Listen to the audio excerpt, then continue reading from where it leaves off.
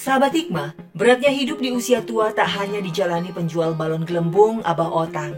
Mak Dedeh dan putrinya Ica juga mengalaminya selama bertahun-tahun. Selain menjaga adiknya yang sakit stroke, keseharian Mak Dedeh di rumah diisi dengan bekerja membuat kerupuk kutu mayang. Bahan singkong untuk kerupuk diperoleh emak dengan memanen di kebun. Jika stok di kebun habis, barulah mak membeli di pasar dari kebun tetangga. Singkong lalu dibersihkan Mak Dedeh. Setelah bersih, dikupas dan dipotong kecil-kecil untuk kemudian dijemur. Jika sudah kering, Mak Dedeh akan langsung menumbuknya menjadi tepung.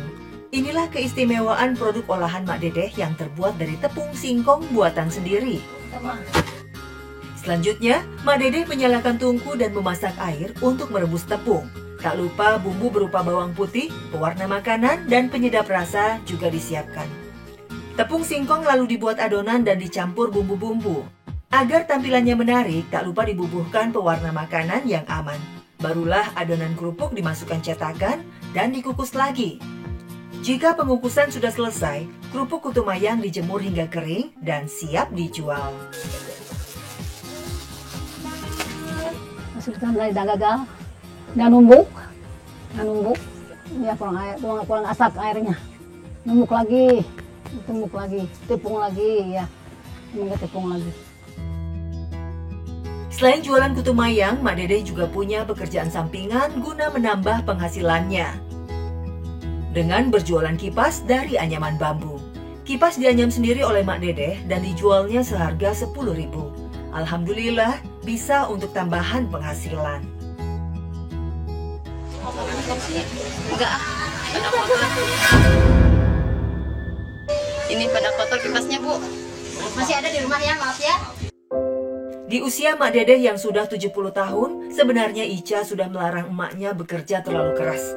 Namun rupanya Mak Dedeh tidak mau berdiam diri di rumah dan bersikeras memeras keringatnya demi mencari nafkah. Pernah, sering, tapi si ibunya nggak mau. Masih tetap pengen jualan. Soalnya kepengen kan, kalau bukan dia siapa lagi yang cari nafkah. Jadi gimana ya, nggak bisa ngelarang sih.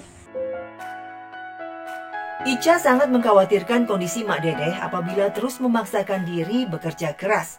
Apalagi Mak Dedeh mulai sering sakit-sakitan. Bahkan Mak Dedeh pernah sampai pingsan di jalan saat sedang jualan kutu mayang karena vertigonya kambuh. Tapi Ica pun tak bisa berbuat banyak, mengingat kondisi perekonomiannya juga pas-pasan. Ia hanya bisa sesering mungkin menjenguk emaknya dan memberi uang semampu yang ia bisa. Dalam Islam, berbakti kepada orang tua diutamakan, sebagaimana dalam hadis berikut ini. Sahabat bertanya, "Wahai Rasulullah, apakah amal paling utama?"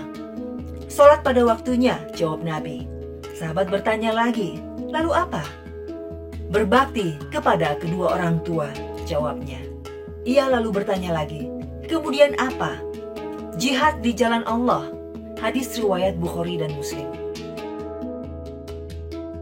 Karena dia masih pengen ngurus adiknya sama ibunya, jadi nggak bisa dilarang. Saya juga nggak mungkin ngebantu, masih ada keluarga, nggak kerja, cuma ngurus anak-anak aja di rumah. Suami yang kerja sedikit, nggak bisa banyak, soalnya kan aku juga punya anak banyak. Terus kan cuma suami yang kerja. Udah aja cari rumah aja, cari sama Sigit, yang tadi gawe wae dan sekolah untuk mangot, gitu. Sama Sigit ke Batur. Tengah maroy ke anak suka masuk. Semua bermula sejak suami Mak Dedeh meninggal dunia karena sakit. Padahal ketika itu, putrinya Ica masih sangat kecil, baru berusia 5 tahun saja. Mau tak mau Mak Dedeh melakoni peran ganda sebagai ibu rumah tangga sekaligus tulang punggung keluarga kecil mereka. Sempat panik karena tak punya banyak keahlian, warga kampung Muara Kidul, desa Jambenenggang, Kebon Pedes, Sukabumi ini lalu memutuskan berjualan kutu mayang sebagai penopang hidup sehari-hari demi sang anak Ica yang tak lama mengenal ayahnya. Enggak kenal. Mama cenai bapak orang teh di mana? Udah meninggal, udah enggak ada.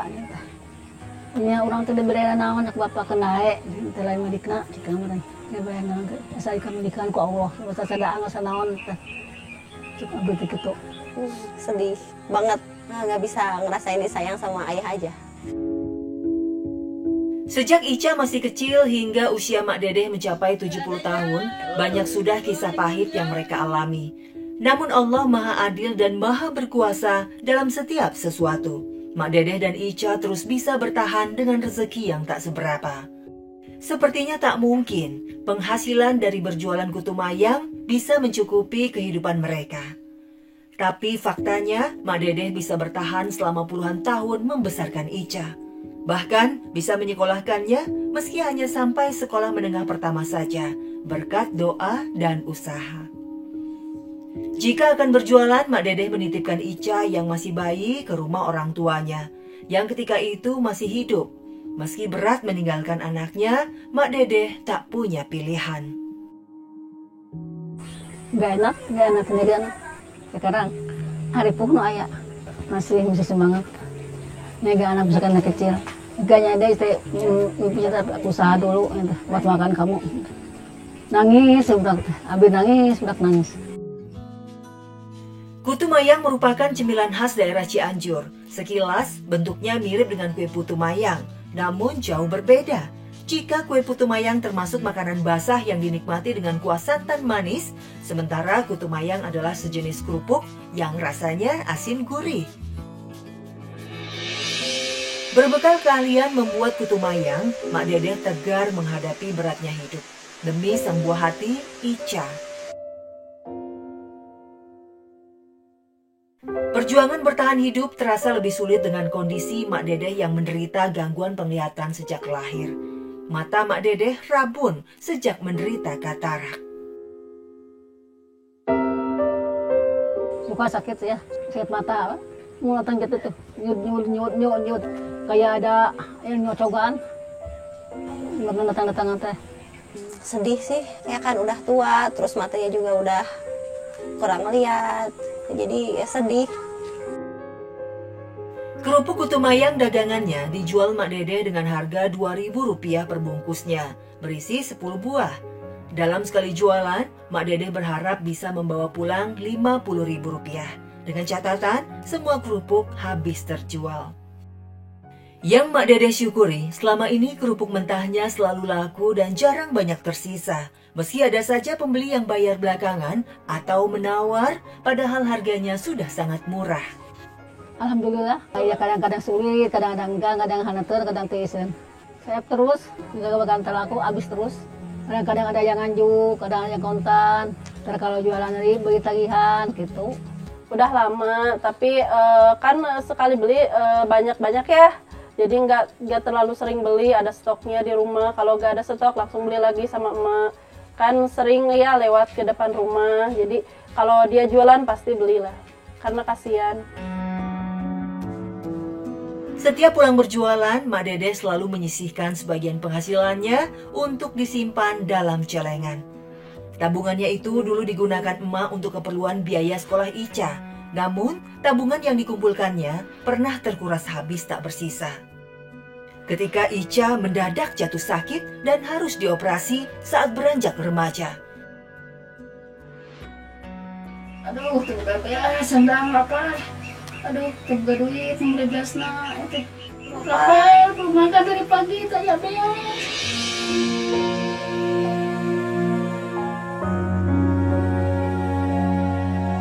Demi bertahan di situasi sulit, Mak Dedeh kerap mengkonsumsi singkong yang harganya murah.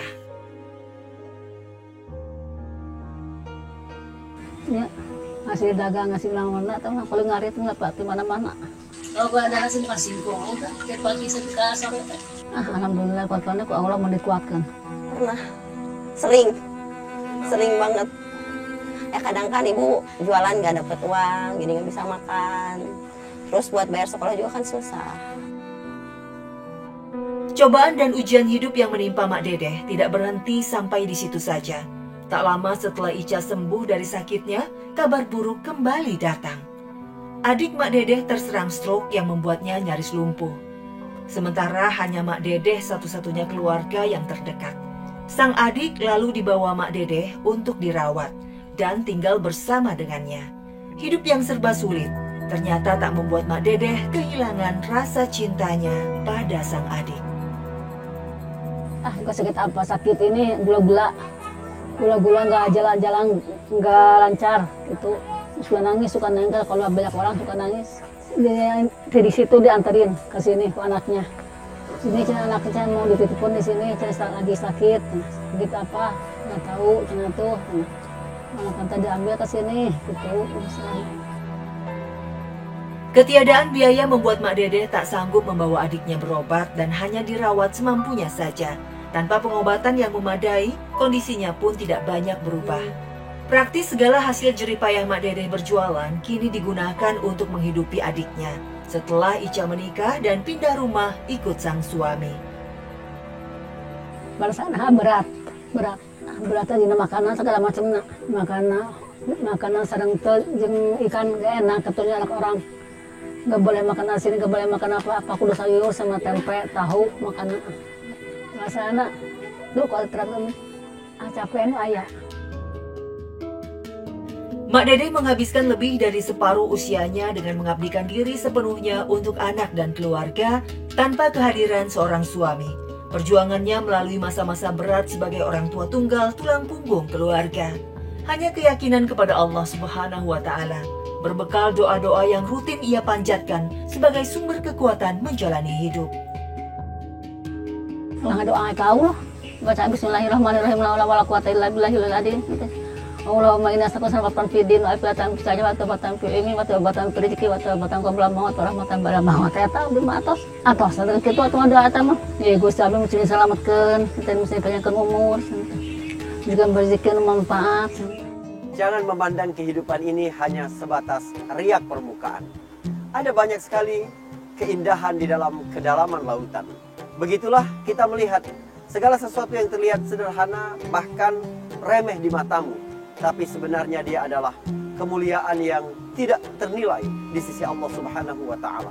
Dalam kehidupan kita sering menyaksikan ada jutaan orang seperti Mak Dedeh yang pekerjaannya sangat sederhana, hanya berjual kutu mayang dan kipas yang terbuat dari anyaman bambu. Tapi di balik itu, apa motivasi yang membuat dia tetap bekerja pada usia yang begitu tua? Apa yang membuat dia terus berjuang? Ternyata ada kemuliaan yang luar biasa. Dia ingin membantu adiknya di tengah keterbatasan dirinya. Allah Subhanahu wa Ta'ala mengingatkan kita, ya ayyuhalladzina amanu la yaskhar qaumun min qaumin asa an yakunu khairan minhum wala nisa'un min nisa'in asa an yakunna khairan minhum wala talmizu anfusakum wala tanabazu bil alqab. Hai orang-orang yang beriman, janganlah satu kaum mengolok kaum yang lain. Lihat bagaimana Allah Subhanahu wa Ta'ala menyebutkan dengan kata kaum. Sebab terkadang orang menghina orang lain itu karena profesi yang berbeda, kelompok yang berbeda, atau asal muasal yang berbeda. Tapi kata Allah, yang diolok-olok bisa jadi lebih baik daripada yang mengolok-olok. Begitu juga perempuan tidak boleh mengolok-olok perempuan yang lain. Sebab perempuan yang diolok bisa jadi lebih baik daripada perempuan yang mengolok-olok. Janganlah kamu saling mencela antara kamu dan janganlah memanggil dengan panggilan-panggilan yang buruk. Seseorang mungkin di mata manusia biasa, tetapi di sisi Allah Subhanahu wa Ta'ala ada amalan-amalan yang tidak terlihat itu yang membuat dirinya jauh lebih mulia daripada pandangan sesaat. Ada orang-orang yang di mata kita seperti biasa atau berada di bawah kita. Ilmunya, ibadahnya, kita merasa kita di atas mereka, tetapi ada amalan-amalan rahasia yang tidak terlihat. Itulah yang membuat dirinya mulia di sisi Allah Subhanahu wa Ta'ala. Menggali hikmah, menuai berkah. Assalamualaikum warahmatullahi wabarakatuh. Sahabat Hikmah, semoga tayangan Hikmah hari ini dapat membawa manfaat bagi kita semua. Menggali hikmah, menuai berkah. Wassalamualaikum warahmatullahi wabarakatuh.